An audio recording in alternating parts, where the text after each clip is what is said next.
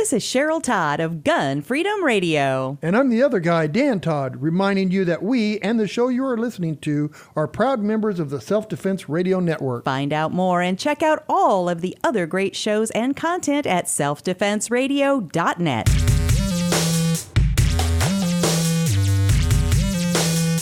Welcome to Unload and Show Clear, the podcast about all things IDPA.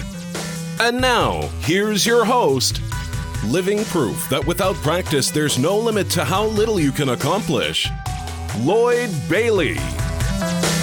Welcome to another episode of Unload and Show Clear. This is a podcast about the men and women who compete in IDPA, International Defensive Pistol Association. Now, I've been attending IDPA matches since 2011, and over the years, I've met some really amazing people thanks to this sport. Ignore all the colorful jerseys and the sponsor logos, and underneath, you're going to find everyday men and women who volunteer their time and their effort and spend their hard-earned dollars on travel, match fees, and gear to make this sport great. And today you're going to meet another one of these awesome people. But first, I want to thank today's sponsor. I want to take a minute to talk about our good friends at Cook's Holsters. When I first got started in concealed carry, I really didn't know what I was doing. I picked out one of those cheap prophylactic holsters that collapse when you draw the gun out. Yeah, I know, I was one of those guys. But then I started learning more. I took some classes, I read books, I watched videos, and I found out about the advantage of Kydex. And that's how I discovered Cook's Holsters. What makes Cook's Holsters special? Well, they're an American success story for one thing. Born in the founder's basement, Cook's Holsters grew so much that the owner left his job, his full-time job, to make holsters full-time, and then expanded and hired people because he had to have help to fill orders and meet demand. They even sell printed Kydex to many of the other holster makers, and their subsidiary business, Cook's Molds, actually makes the molds that many of those other holster makers use to make their products. Custom molded to fit your firearm, Cook's Holsters are available for carry, for range work, for competition. I use them every day. Check them out at cooksholsters.com. Use the promo code ARMEDPODCAST and save 15% off your order at cooksholsters.com. Our special guest today is April Strong from Cheyenne, Wyoming. April, welcome to the show. Thank you. Well, I appreciate you coming on. I had lots of people recommend that you and your husband represent Wyoming, so I'm glad you're able to do it. Tell us a little about yourself. Tell us what you do for a living there in Cheyenne. Well, I am an NRA training counselor and instructor. I do Girl and a Gun. I'm a facilitator for that group. And we used to work with a lot of kids groups and things like that. And just kind of as our children have gotten older, we've branched out of that and more into fun for us. As far as what I do for a living, it's as far removed from shooting sports as you can get. I work with databases, so I'm a tech nerd. Awesome. I talk to lots of tech nerds. That's great. And I'm one myself, so. Are you a native of Wyoming? Or? Might as well be. Born and raised in western Nebraska, the panhandle of Wyoming. Okay. We moved here as part of my husband's job. They decided they wanted to branch out, and we're like, well, if you decide you want an office in Wyoming, we'll move. And so we moved to Cheyenne by way of Douglas. Okay. And been here ever since. Very cool. Growing up in the Panhandle there, and in Wyoming, and living in Wyoming, where did the interest in guns come from originally? Did you grow up around them? Were you taught to shoot at an early age, or is it an interest that you developed as you got older? Well, my mom hates guns, specifically hates guns. But more than that, she does not like girls with guns. I mean, guns are a guy thing. Oh. So my stepdad would take me out and teach me how to shoot. And I always ended up shooting better than the boys. And so I blamed a few of his little Daisy air rifle at one point was my Daisy air rifle. And then when we moved to Wyoming, my aunt decided that I was the only one mature enough or responsible enough, is actually the better word, to take over her guns. And so she had 2 pot metal revolvers that she bought in the 70s for $100 each for self-protection. And those suckers are mine now. And that's kind of what got us started in shooting. And at one point I told Frank I wanted to conceal carry, and he asked me why. I'm like, I don't need a reason. I just want to. And so right. I am the black sheep of our family. I have corrupted Frank thoroughly. He didn't ride motorcycles or shoot guns until I decided I wanted to. So it started out as just I want a gun or I want a concealed carry permit because it's my right and personal protection. Where did the interest in competitive shooting come from? When we started Girl and a Gun, Juliana Crowder, the founder of that group, introduced us to IDPA, and I was like, oh, there's shooting sports for adults. I'm in. So from there, we found IDPA and kind of got started. And Ken Reed actually was our area coordinator at the time. And he got us, helped us get set up and everything. And we started IDPA. So all right. So tell me how that got started. How did you get to where you were actually running a club from just, going out and shooting recreationally? How did that all get started? My kids decided, we're going to go way back here then. My kids decided to do shooting sports in 4-H. And my husband and I are those kind of people that if we're going to be there, we'll help. Right. And so we volunteered for 4-H shooting sports and became 4-H shooting sports instructors. And then we moved from Douglas to Cheyenne. And around that time, Girl Scouts started toying with the idea of letting the girls do shooting sports. Oh. And so I convinced our council to let us have an event for our girls. But in order to do that, I had to be a certified instructor. So by way of my archery skills, I convinced the range manager to help me get my shooting sports or my pistol instructor course. Okay. And so I agreed to teach archery for the range, and he agreed to help me or give me the course for pistol instructor. And so then we started running and working more and more with running the county shoot or helping with the county shoot for 4-H.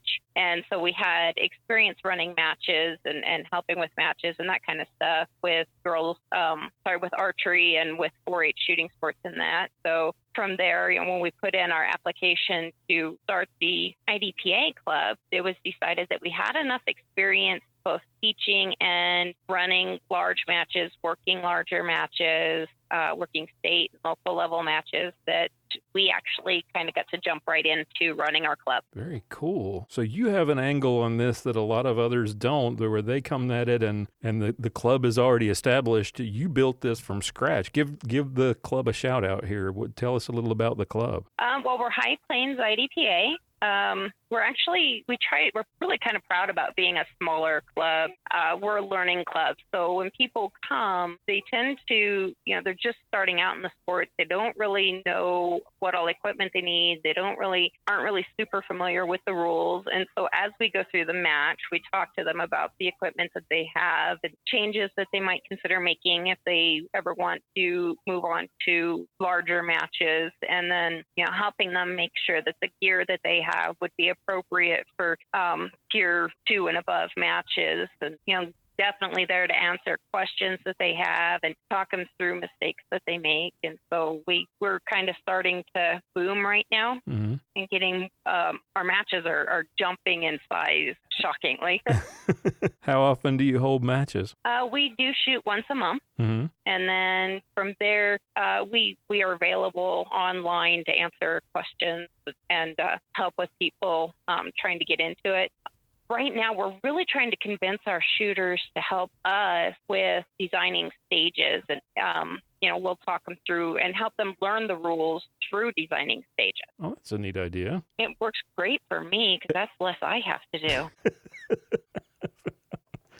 Train them up so you can delegate more work to them. That's a great idea. Oh, yeah. So what is the kind of the shooting scene like in Wyoming for those who aren't familiar? What is it? What's it like for shooters in Wyoming? I think pretty much everybody and their dog knows how to shoot. And so it can be difficult to get people to come to IDPA matches because IDPA is very rules oriented. And we have a lot of clubs that, well, we don't want to have to follow these rules for our shooting fun. We want to make up our own, or we want to shoot, something that's a IPSC or USCSA type match where I can jump out from behind this wall and stand out in the middle of nowhere and shoot away. Right. And so, as far as that's been one of our challenges, getting people into the matches, is that, hey, we do ask you to slice the pie. And, we are going to limit some of your rounds. I realize that your backup gun holds 30 rounds because you chose a Glock instead of a 1911, but, we still have to make the game fair. And bring your fishing vest. Yes, definitely bring the fishing vest. I mean, Frank just switched to red-green shows fishing vest, so we're really showing our redneck side. One of these days, I'm going to put duct tape on that thing. I'm going to ask you, I get to ask you a question that I haven't asked anybody else. And this is I usually ask people about the first club match that they actually shot, but you started a club from scratch. Talk about the first club match that you actually ran. Well, we jumped in head first. So our first club match was actually a classifier, and that was back when the classifier took all day. And yep. You had to run and slide into the barrel. Stop and kneel in front of the barrel. No barrels were injured during our first few matches, I promise. So it was an all day thing, and we had a lot of shooters show up to see what IDPA was all about, and really enjoyed the scene and the camaraderie that we got from the local people.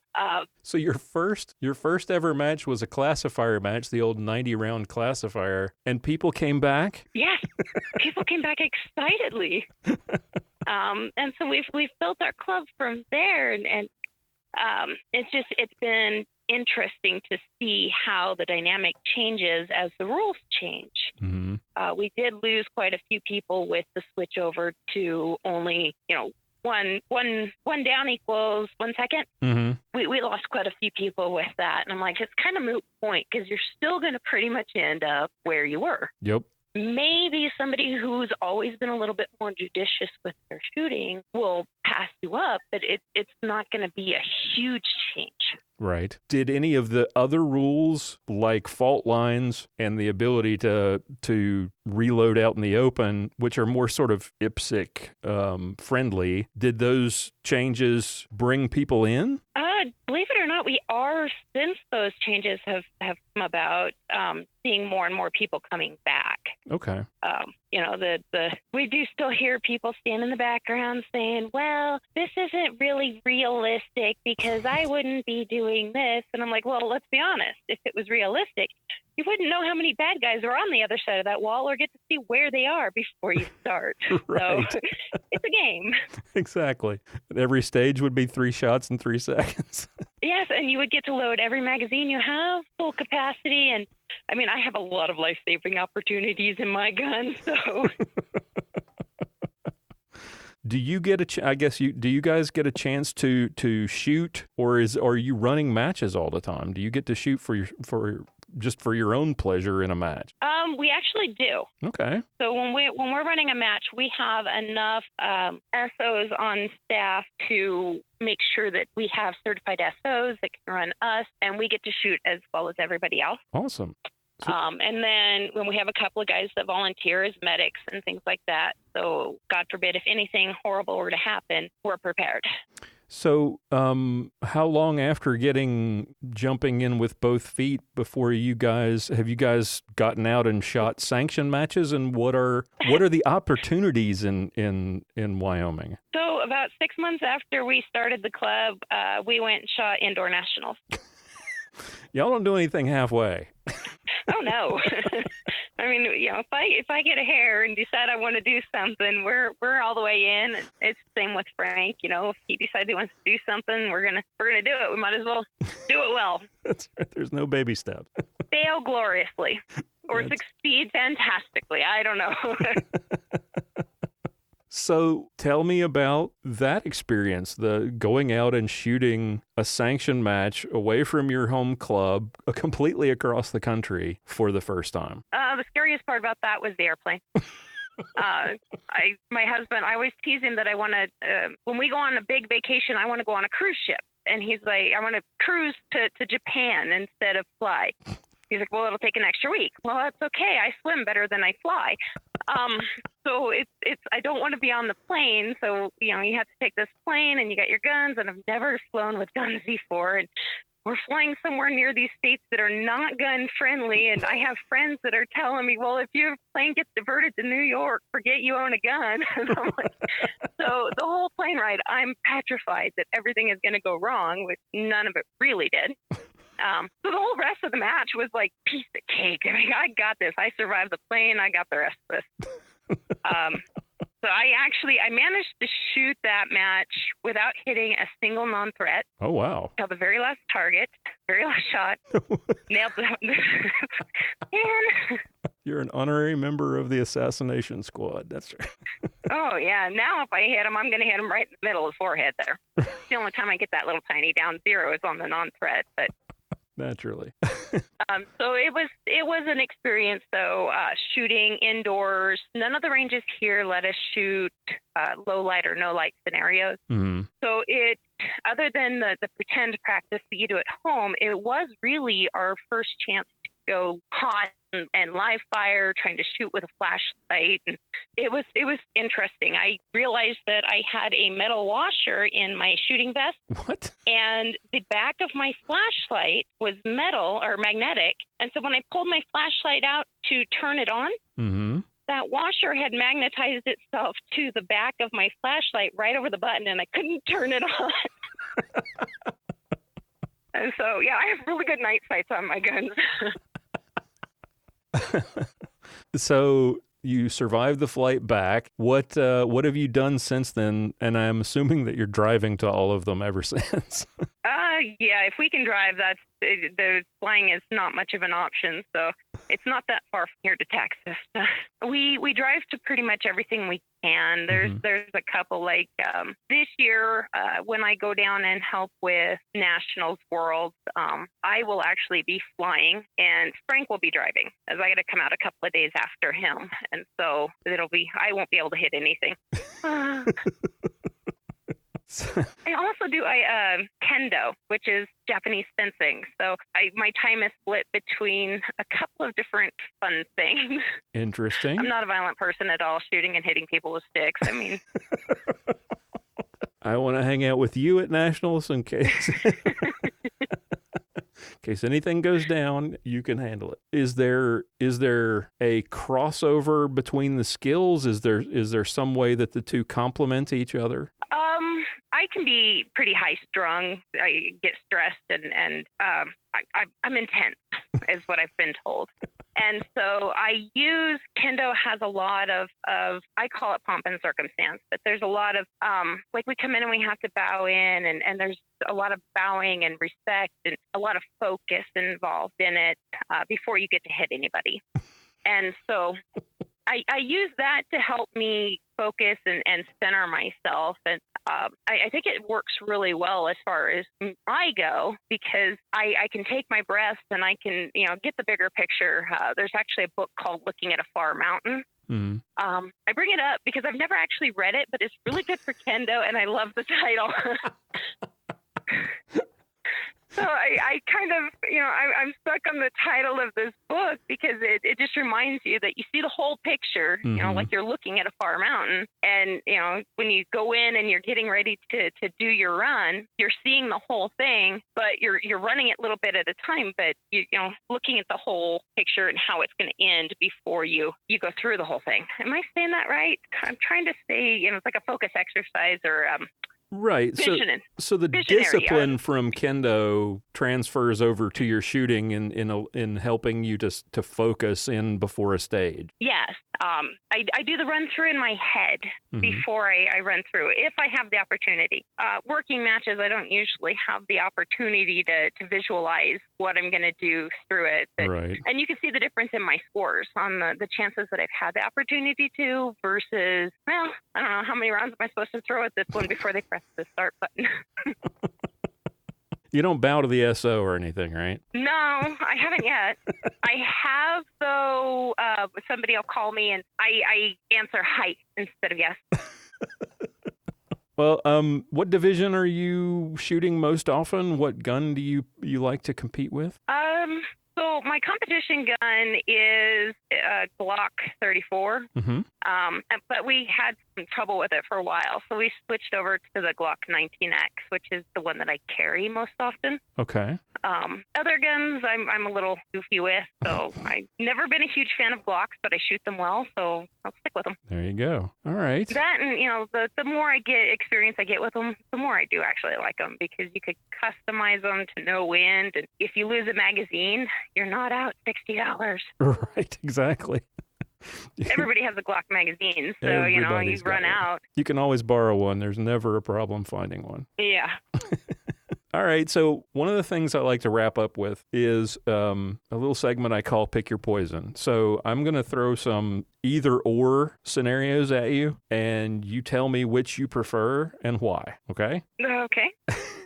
You're at a sanctioned match. They have a standard stage. Do you prefer to shoot that standard stage the first stage of the match or last? I'm going to say if it's got a lot of targets on it and it's a high point value standard stage. Yeah, it's not one of those. Yeah, not one of those little warm-up stages like they're starting to do now. Yeah, well, and I shoot better in the morning than I do in the afternoon. Is it the after lunch thing? I don't know. We don't get lunch during the match. Okay. might be something to do with it.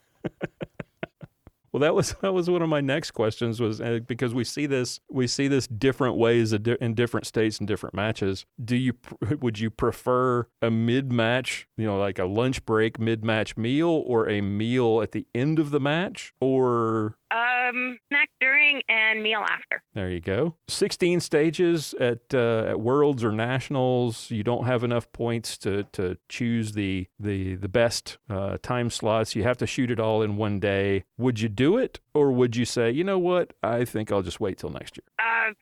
We're a jump-in seat, head-first kind of people, so I'd do it. Why not? That's kind of what I figured. Everybody has the same opportunity, so...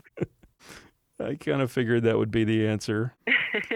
What is the, in Wyoming, what is the shooting season like weather-wise? So we have two seasons, wind and construction. We do get snow in July on occasion. We get enough hail to look like it snowed in July. Oh, so man. Our shooting seasons are about as wonky as they get. We have actually done matches where we've got some snow drifts up to our knees. As long as the conditions are safe, we're shooting. Very cool. So you've probably experienced both extremes then, hot and cold. So which is your preference? If you had to choose, you couldn't choose in between the perfect weather, 30 degrees or say 80, 90 degrees or 100 degrees, which is your choice? Is there wind involved? No, if there's no wind, I'll take the lower temperatures, because that's pretty tolerable. You can still breathe, you can still move. I put more clothes on, you can only take so much off. Right. Before somebody complains. I suspect I know the answer to this one, but you've probably seen these stage scenarios, the kind of the hold my beer scenario, where you come to a point of cover, you've got an activator, probably a steel popper that you have to knock over that activates a disappearing target. But while you're waiting for the disappearing target to appear and then disappear, there's paper targets that you could turn and engage. Some people play that safe, and some people take the risk and say, I want to see if I can do it. Where do you fall on that spectrum? It depends on the day. There are some days that I'm feeling, like I can't miss, and so I'll take the risk. Why not? I mean, it's for fun. Mm-hmm. It's for practice. It's just to challenge yourself and improve yourself under the stress of a time clock. So why not take the opportunity to, as far as our club's concerned, there's no money on the line. Right. Shooting at my level, there's probably never going to be money on the line. So have fun with it. If you screw it up, you've got a learning experience. So at this point, you are, where are you, a marksman? I am. CDP, yeah. CC? I think there's this nasty little curse word that might help me out quite a bit to move up. It's called practice. Somebody said, dry fire, dry fire, dry fire. Yeah, I've heard that. I don't know. Yeah, that happens about 5 minutes before I'm packed up for the match. Right. The night before the match in the hotel for about 5 minutes. Yeah, no, I meant that morning. Oh, that morning before you actually get in the car. Then it's fresh in your mind. Right, absolutely. So you shoot CDP, CCP, ESP, SSP. If you couldn't shoot any of those, is there one of the other divisions, bug or PCC, revolver, carry optics, that interests you that you would like to try? So actually all of them, and eventually I probably will shoot all of them. PCC, I'm great with rifles, so naturally it's cheating. I'm getting older, and I have a hard time with my eyes, and I have not cross-eye dominant. I'm actually literally cross-eyed. My left eye points to my right eye if I'm tired or not paying attention, which makes it very difficult for me to transition from targets or, see the front sight. And so the optic would be really useful for me to just, see a bigger target and have something a little bit different to focus on. Right. You said as you get tired, that becomes an issue. How do you compensate for that? Close one eye, or is there a trick to it, or you just have to deal with it? I kind of just have to deal with it. There's some eye exercises that I do to help my eyes to keep from getting worn out like that. Mm-hmm. I'm sure you've probably heard of the eye push-ups, where you take a little popsicle stick and you bring it in and push it away while you're focusing on it. Oh. That works really great for my condition. Okay. But yeah, it's a lot of, if I'm diligent and I do the things I'm supposed to do, and then it generally is something I can work around. Okay. Is that something that you have to do the eye push-ups regularly to keep, or is that just something you do when you feel like your eyes are getting tired? It's something to do regularly, kind of like you have to do push-ups to keep your arms built up, or you have to do different exercises to keep your body in shape, and you have to practice with your pistol to keep those skills in shape. Mm-hmm. I'm supposed to practice with my eyes and do the exercises they've given me to keep those muscles in shape and keep everything. So when I'm looking at you, I'm looking at you. Gotcha. Okay, here's a question that when I first started out, I don't ask this as much, but I think I might get a fun answer from you on this one. I started out asking, besides your, this regular stuff that everybody takes with them to a match, their gun, their holster, the eye and ear protection and ammo and all that stuff, is there anything that you put in the range bag that you take with you to a match that you absolutely have to have? You do not leave the house without it. I don't know if I want to answer that question. It's okay. Well, I'll go ahead and answer. You could decide not to put it on there or what. I do keep spare unders in my range bag. Okay. I have everything in there. You can ask anybody. It's all there. You never know what you're going to need, so be prepared. That's right. I used to do rodeo in high school. Oh, wow. And I was doing roping. I was trying to do roping, and the cow broke the barrier. My horse jumped the broken barrier, and my saddle horn caught my bra and broke it. And so I was trying to ride my horse back towards all these guys and not let on, keep everything in place. And so after that, I never know what you're going to need. Lesson learned. Yeah, who knows when you're going to have a blowout. That's all right. So you've been doing this for, I think since 2013. What is it about, and you, like you said earlier, you jumped right in with both feet. Your first sanctioned match is one of the most prestigious matches in the history of IDPA. You built a club from scratch. Why is it that you guys why do you love this sport so much that you've dedicated as much time and effort to it as you have? What keeps you coming back to IDPA? It's about 50% the people. We've met a lot of wonderful people through IDPA, through our travels with IDPA. But Frank and I are both kind of rules-oriented people, and so we don't mind having that structure, and we don't mind the concept that, all right, if I'm in a firefight, I'm probably not going to be standing. I mean, I realize the wall isn't much protection, but they can't see me as well. They can't shoot me as well, I would hope. Right. And so, standing out in the middle of the open, hey, shoot me, it doesn't click for me and for what I hope to gain through my shooting. Well, April, thank you so much for taking the time to do this. I've been looking forward to talking to you, and I really do appreciate you taking the time, and so I hope I get a chance to meet you face to face on the range. No problem. Thank you. All right, that's all the time we have for today. I want to thank our guest for coming on the show and our sponsors for making all of this possible. Take a moment, if you would, to check out the website, check out our show notes at unloadpodcast.com. We've got lots of interviews with more amazing guests like the one you heard today. Join our Facebook group at unloadpodcast.com/Facebook for all the latest updates and to connect with other fans of the show. And if you'd like to support the show, we sure would appreciate it. Consider becoming a patron at unloadpodcast.com/extra. I've got some full-length interviews and special content available there exclusively for patrons as well. And if you know somebody or you yourself would make an interesting guest for a future episode of Unload and Show Clear, please contact me at lloyd@unloadpodcast.com or click on the contact page on the website and send us a message. We'd love to hear from you. Tune in again next time for another episode of Unload and Show Clear.